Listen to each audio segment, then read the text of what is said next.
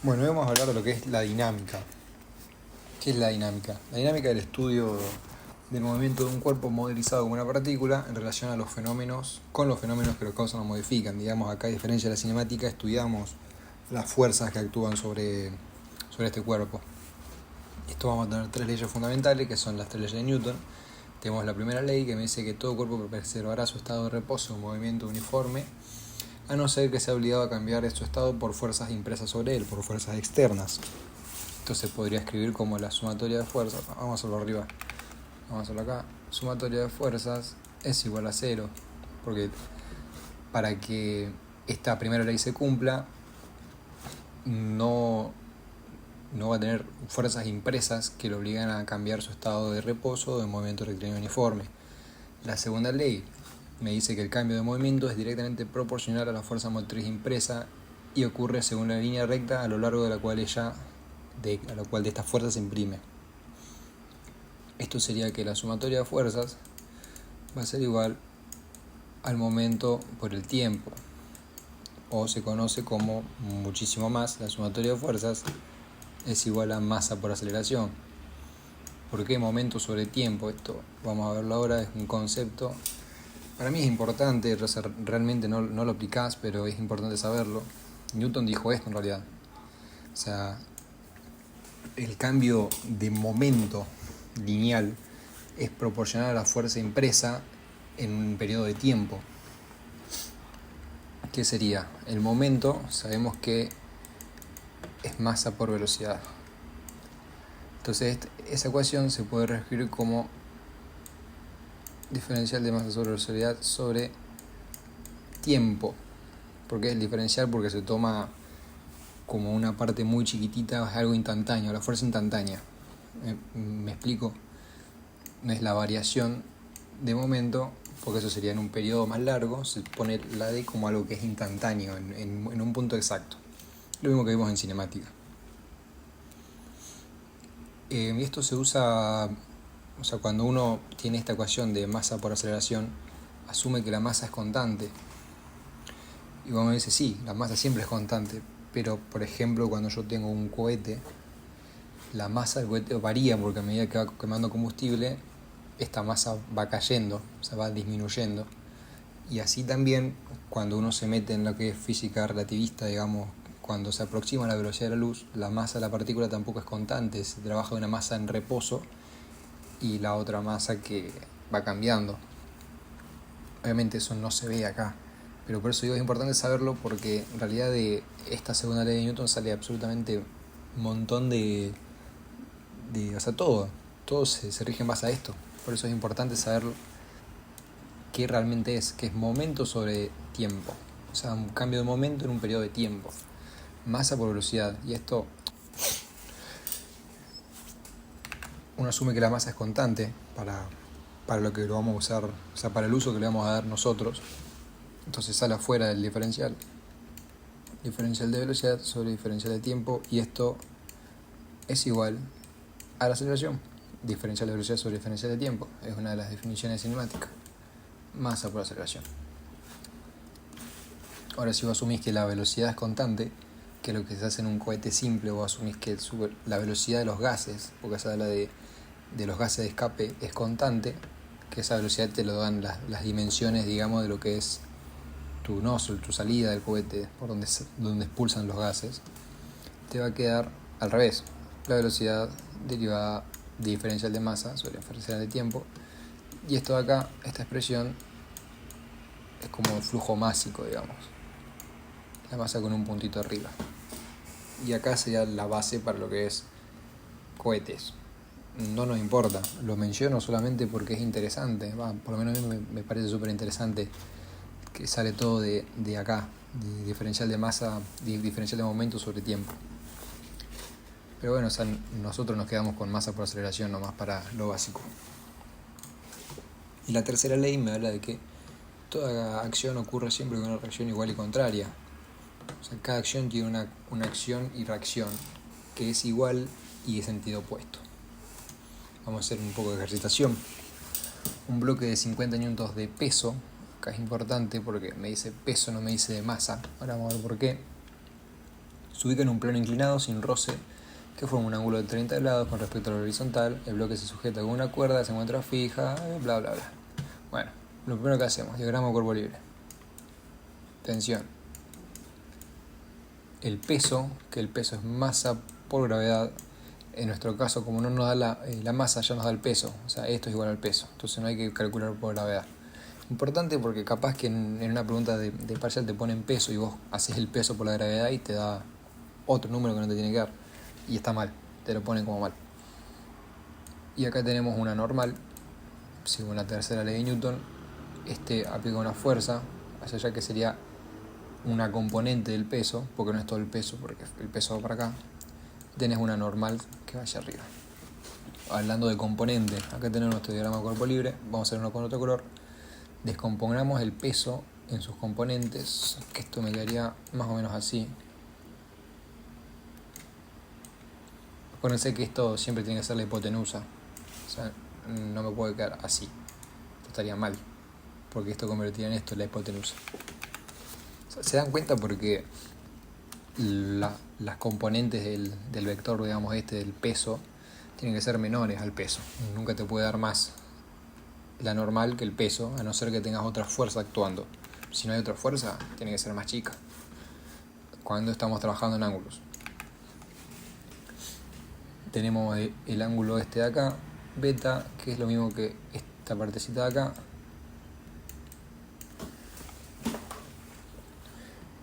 Entonces hacemos la sumatoria de fuerzas en I primero, es lo mismo. Va a ser 0 porque estamos en reposo. Entonces en I tenemos esta normal de acá. Vamos a llamarle PI. Esta va a ser PX. Entonces mi normal va a estar influenciada solamente por PI. Y PI va a ser igual al coseno. Coseno. Entonces es la normal para arriba. Vamos a tomar para arriba positivo. Menos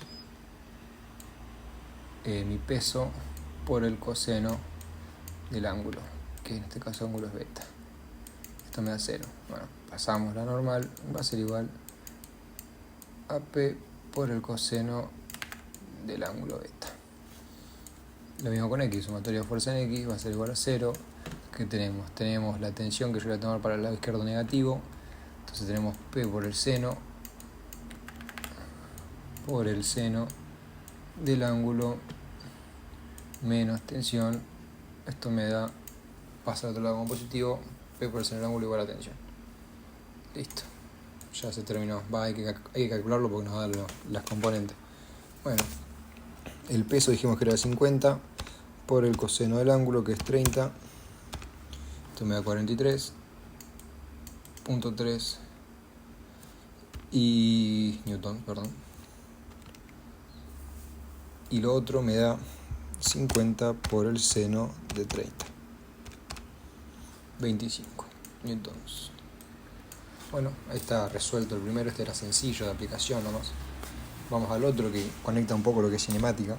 Si un bloque de masa M se ubica sobre un plano sin roce inclinado con un ángulo B con respecto al horizontal, como se muestra en la figura 3.2, acá no la copié la figura porque era igual que esta de acá.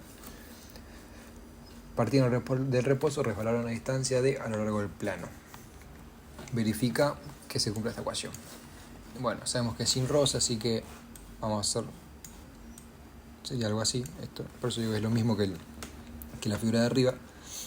Sabemos que la ecuación de posición de cinemática es la velocidad inicial por el tiempo, que como par de reposo es 0, más un medio de la aceleración, en este caso la gravedad, por t cuadrado. Acá te das cuenta que esa ecuación porque tenés un medio de gravedad y tenés t cuadrado. ¿Qué pasa? La gravedad por el seno del ángulo. ¿Por qué? Y porque la gravedad es lo mismo de arriba. Se descompone en seno y coseno.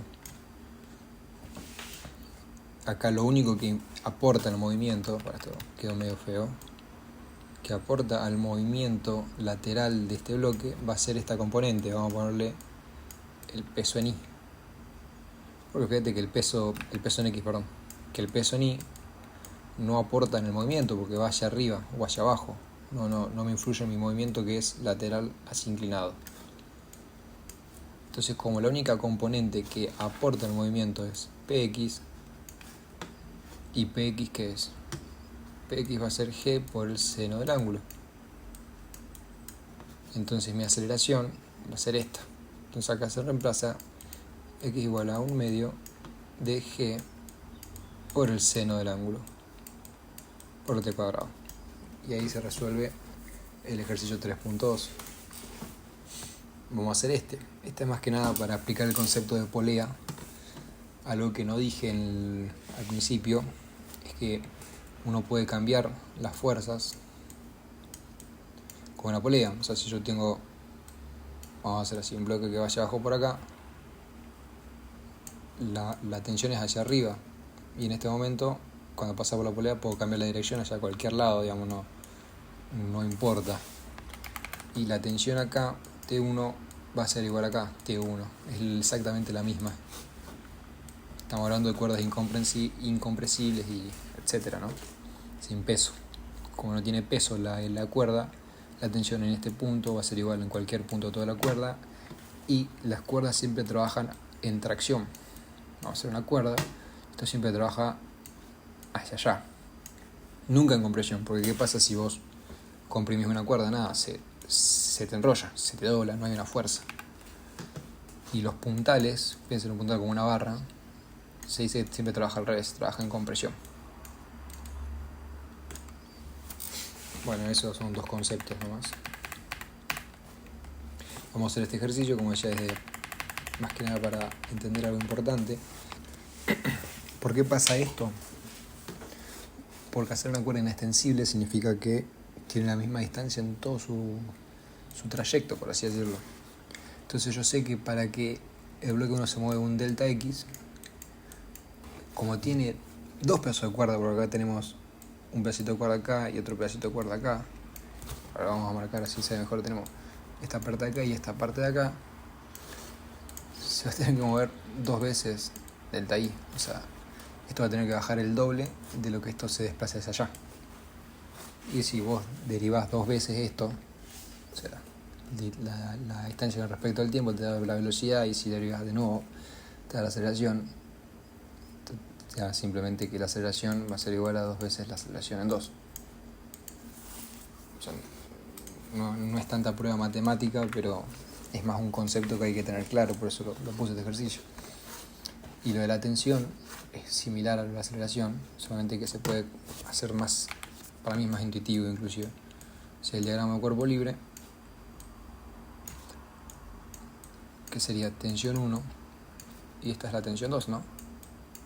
Estamos haciendo el diagrama de cuerpo libre de esta polea de acá.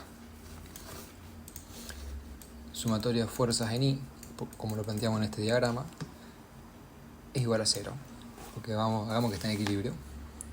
La tensión 1 son 2, entonces 2 tensión 1 va hacia arriba, para mí es positivo, menos tensión 2. Paso la tensión 2 y listo. Así me queda como llegué al B. Esto más que nada concepto para entender que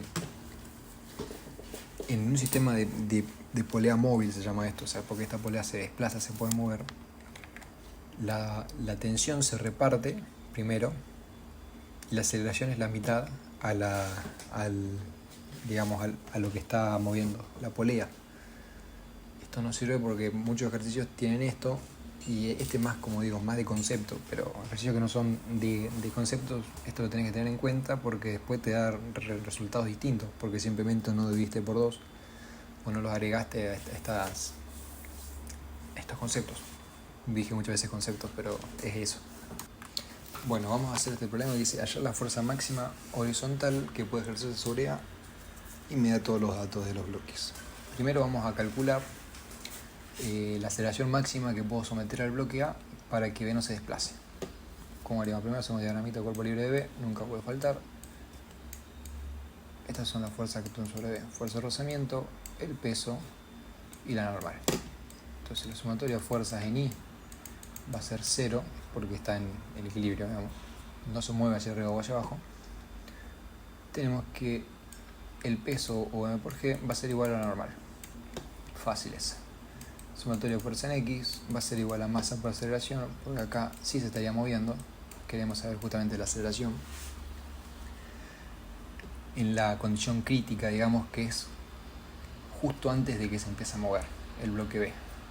Antes de que la fuerza de rozamiento no sea suficiente para mantenerlo sobre el bloque A.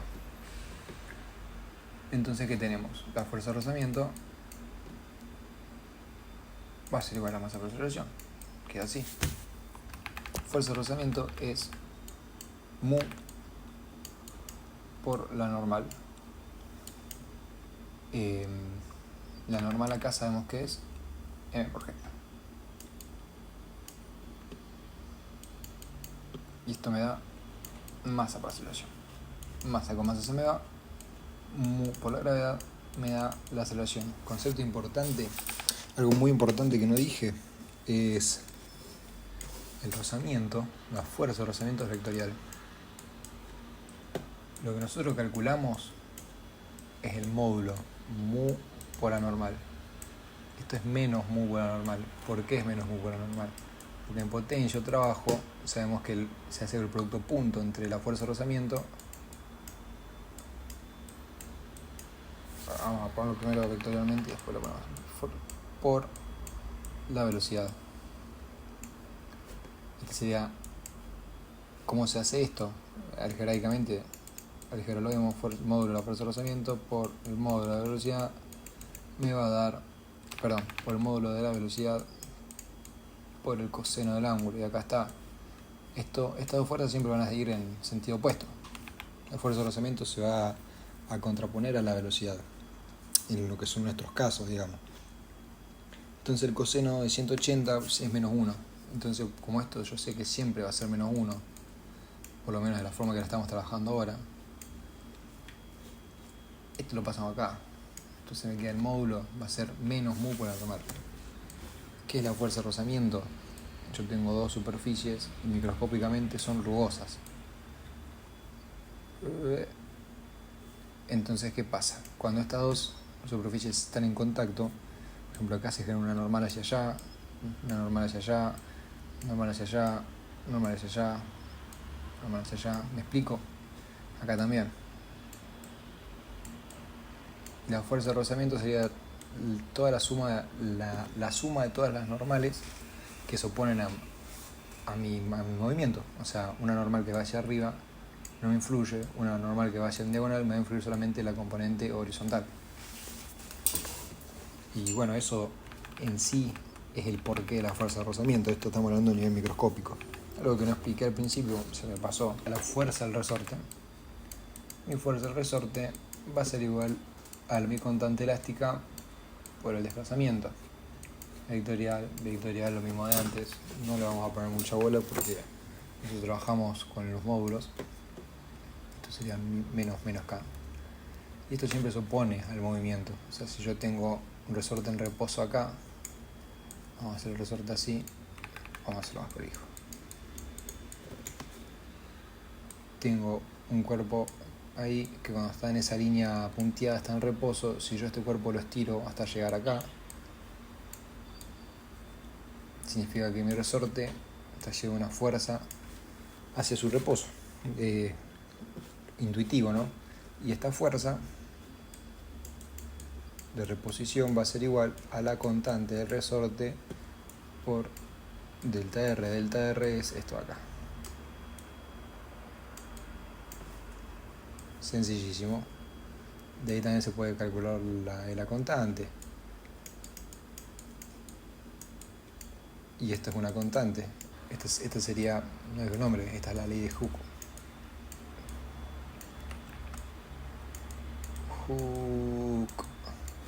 Y la constante fuerza sobre desplazamiento. Ahí se ve mejor, digamos, más amigable a la vista en vez de delta R. Esta va a ser la constante resorte. Después lo pongo en el final como un resumencito, capaz, no sé.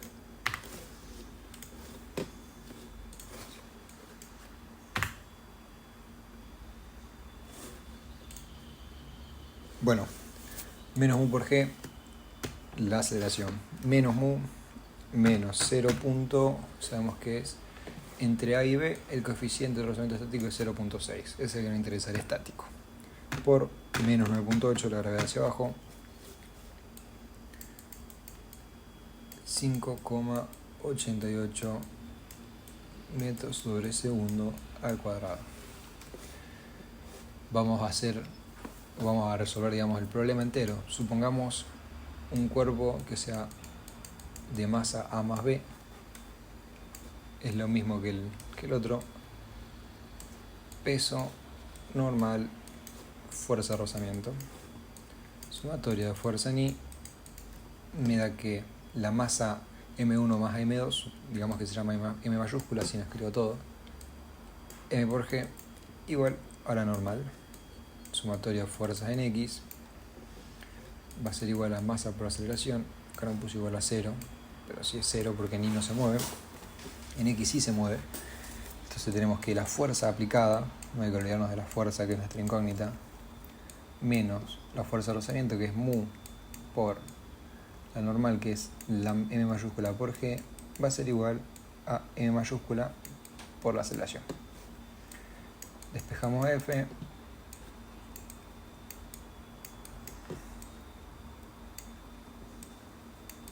Y lo reemplazamos.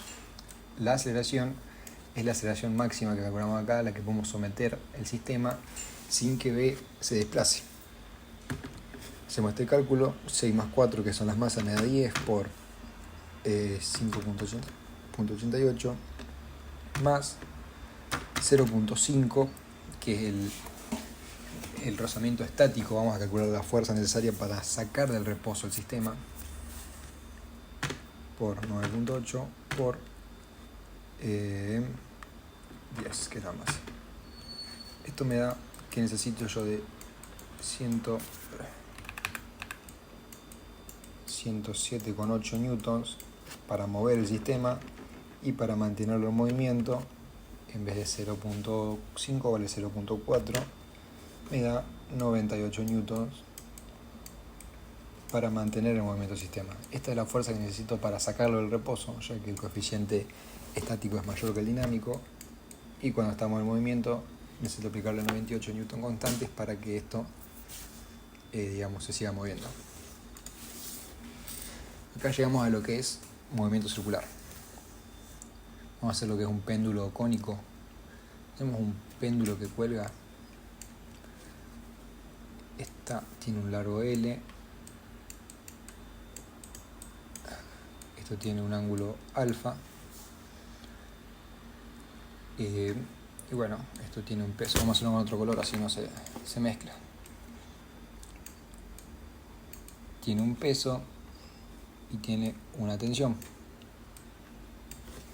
Este peso tiene componentes, esta tensión tiene componentes en X y tiene una componente en Y. Y esta componente, vamos a hacerlo así, esa componente en Y la escribimos acá. Bueno, ¿no? Vamos a leer el problema. Un cuerpo de masa de 0,5 kilos, sujeto al extremo de una cuerda, longitud L, describe una trayectoria circular en el plano horizontal. Genera una superficie cónica, por lo que se llama péndulo cónico. Siempre que tengamos aceleración en problema de dinámica, la aceleración, nuestro sistema de referencia va a estar con el positivo hacia la aceleración. Acá vamos a hacer así, vamos a moverlo un poco, así no molesta, pero sabemos que estamos en el cero. Entonces mi positivo va a ser para acá y mi negativo va a ser para acá. Siempre que tengamos aceleración, la aceleración va hacia el lado positivo. Si yo tengo un bloque que está cayendo en ángulo y sé que está cayendo, mi aceleración va a ir para acá. Este va a ser mi sistema de referencia, positivo. Si en el caso contrario está cayendo hacia el otro lado, mi bloque se mueve así, mi aceleración va a ser así. Bueno, eso es importante. Hacemos esto. Descomponemos esta fuerza. Sabemos que este ángulo va a ser igual a este ángulo. Entonces tenemos que T por el seno va a ser igual a mi componente en X, y T por el coseno, puse el ángulo, va a ser igual a mi componente en i. ¿Está bien? Coseno adyacente, componente en i, está perfecto. Ahora hacemos la sumatoria de fuerzas. Perdón, acá me pide que calculemos la velocidad y el periodo de la revolución de la masa. Sumatoria de fuerzas en i igual a 0, no se mueve en i. Entonces, ¿qué tenemos? Tenemos que la tensión en i, que es t coseno del ángulo, va a ser igual a m por g. Listo, no tenemos ninguna otra fuerza en i. Bueno, vamos a explicar un poco lo que es movimiento circular. ¿Cómo les puedo decir? Tenemos más chico una trayectoria con radio acá, un cuerpo que sigue esa trayectoria, ¿no? Entonces este cuerpo va a sentir una aceleración centrípeta hacia el centro.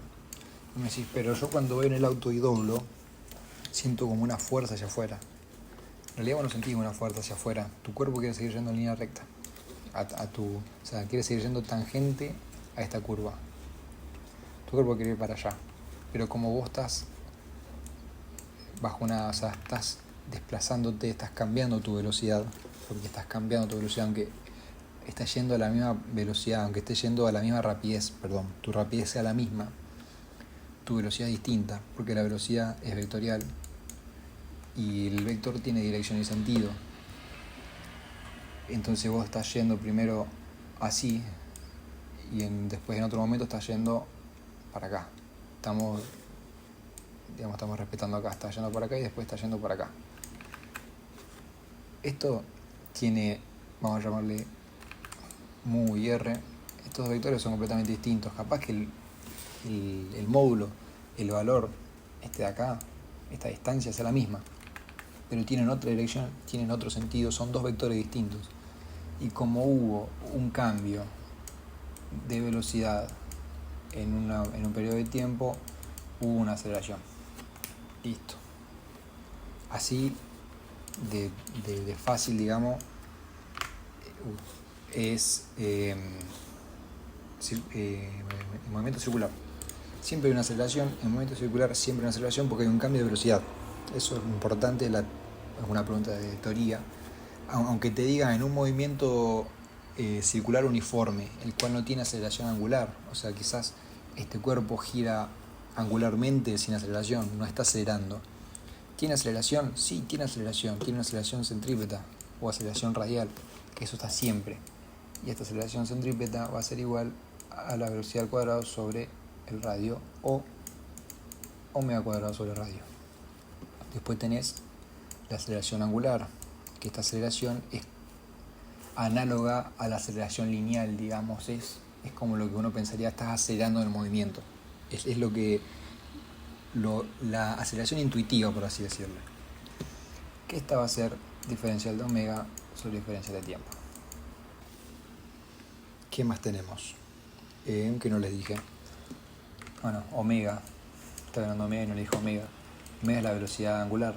Está en radianes sobre segundo. O sea, es la velocidad, también como decirlo, la velocidad intuitiva. Es la velocidad a la que giro. Distinta a mi velocidad tangencial, que mi velocidad tangencial sería definida justamente por la línea tangente a mi dirección, que sería esta línea roja, sería mi velocidad tangencial. Si en este momento esta es una cuerda, supongamos que esta es una cuerda, tiene una tensión, se corta esa cuerda, yo voy a salir en línea recta, no voy a establecer más una trayectoria circular. Y voy a salir con una velocidad v tangencial. Me explico, la velocidad tangencial va a ser igual a omega por el radio. La velocidad omega por r. De la misma forma, omega es igual a v sobre r. Acá, vamos a ponerlo más prolijito. Por eso esto sale de acá también, o sea, cuando vos lo reemplazaste queda así. Esto es lo más importante, digamos. Bueno, creo que no me estoy olvidando de nada. nada muy importante. Lo único que cambia es se introduce el concepto de la aceleración centrípeta. Y bueno, también ya me estaba olvidando también de eso. Tenés la aceleración angular y esto te da una resultante, que ese sería el módulo o la aceleración completa,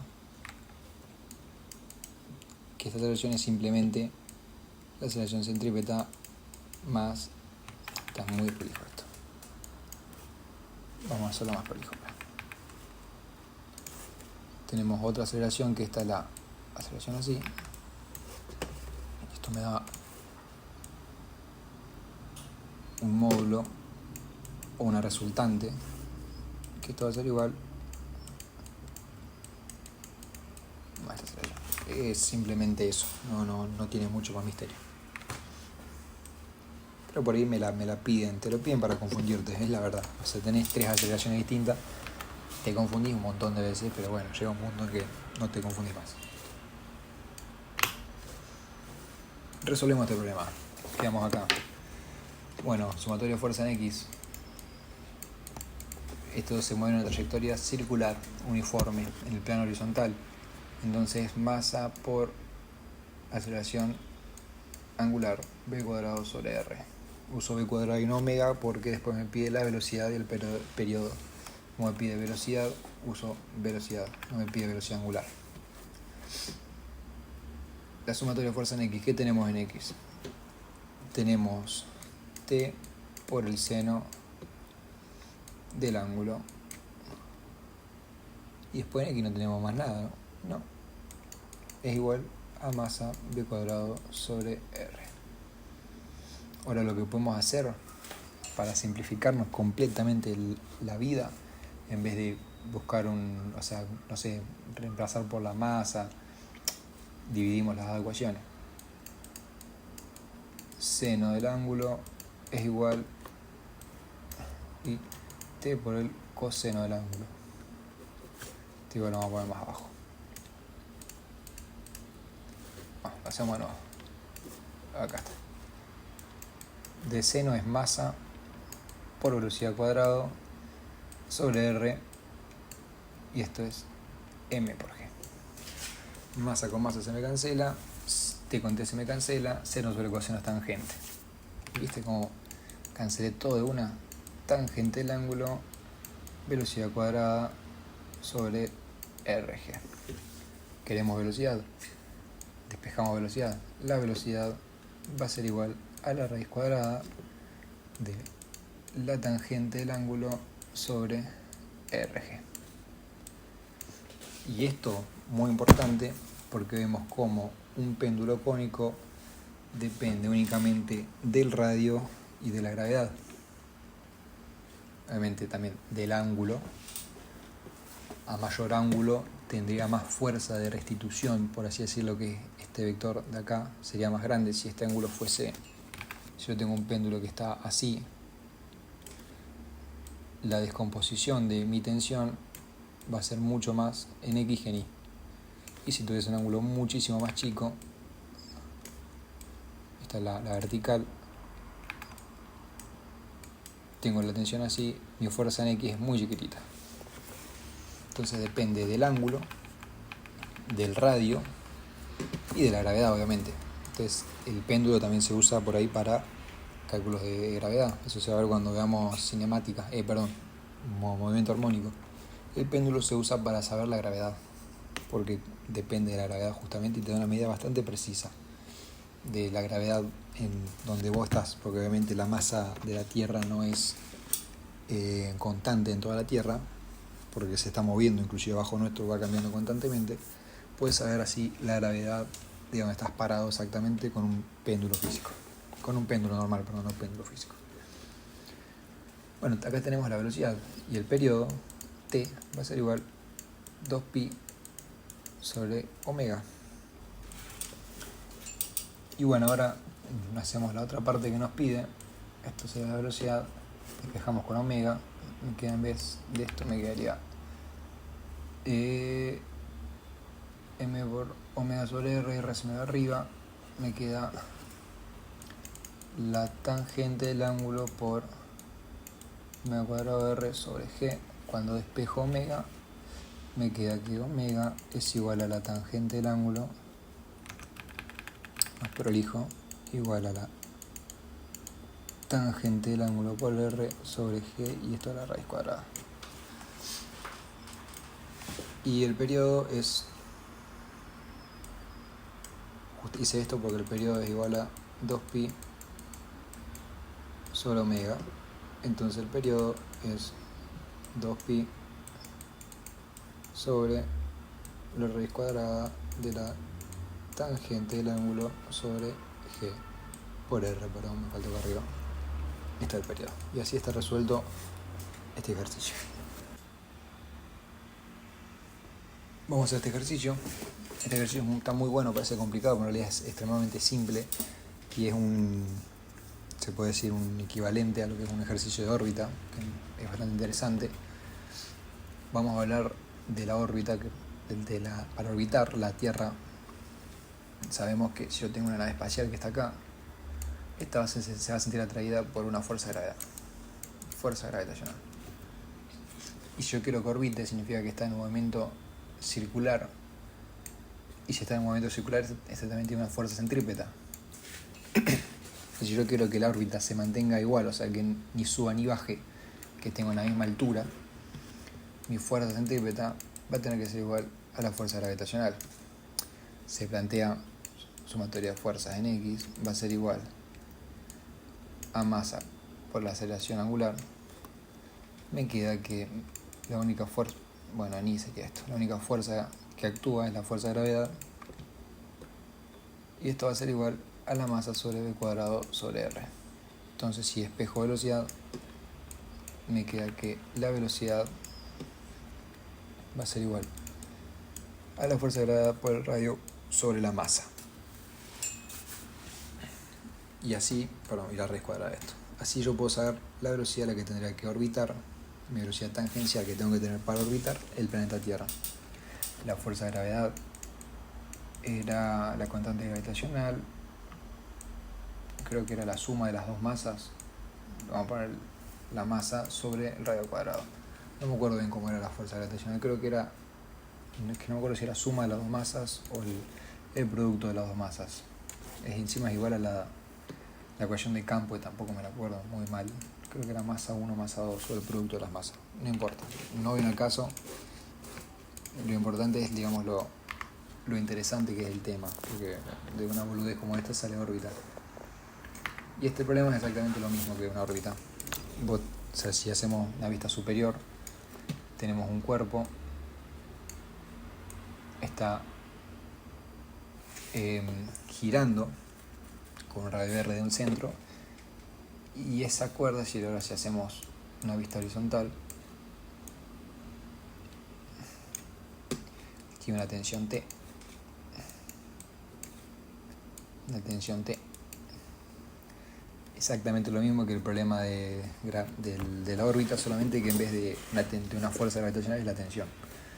Calculamos la tensión, la sumatoria de fuerzas en I del cuerpo este de acá abajo, va a ser igual a 0 porque me dice que está en radio constante, que no se mueve, está en reposo, cuelga en reposo.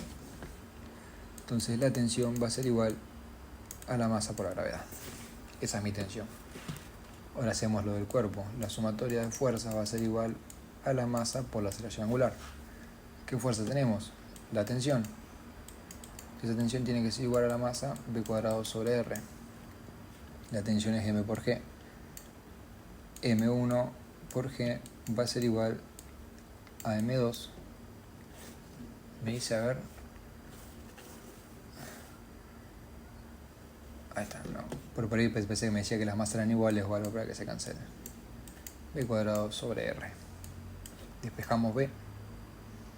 Esto va a ser mejor hacerlo con omega, ahora me pongo a pensar, porque me pide el tiempo que tarda en completar una vuelta, el periodo. Omega cuadrado sobre R vamos a hacer mejor. Así es más sencillo para después. Despejamos omega. Cuando despejamos omega me queda que omega va a ser igual a M1G sobre M2 por R. la raíz cuadrada de esto. Y el periodo 2pi sobre M1G M2R. Listo. Así se queda este ejercicio resuelto. No se puede resolver porque no tenemos los datos de la masa ni el radio. Pero bueno, es un ejercicio sencillo. Este ejercicio es similar al primero. O sea, hay que comprobar que satisface esta ecuación. Vamos a hacerlo rápido porque ya está largo el video.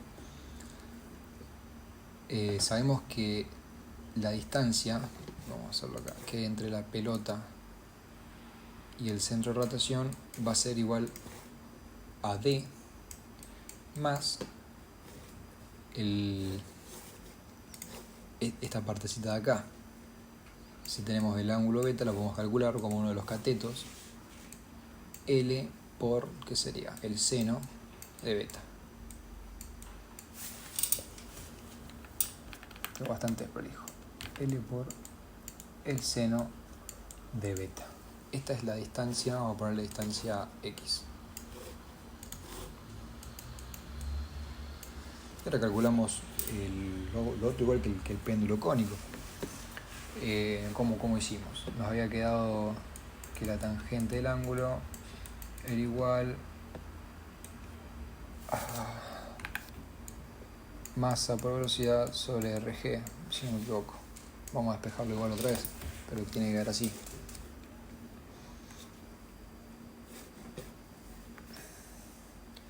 La componente, tenemos este péndulo,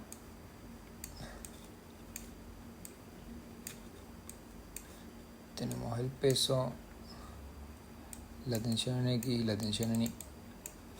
No está en escala porque la tensión esta tendría que ser bastante más grande. Esta.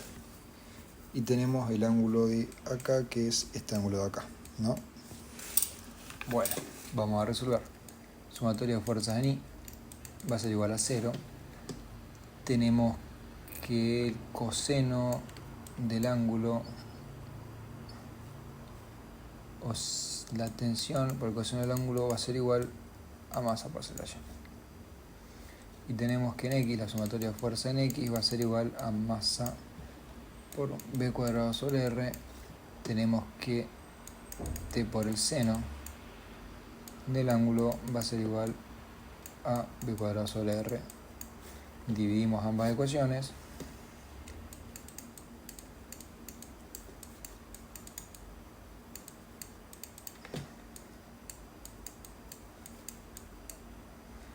Masa por aceleración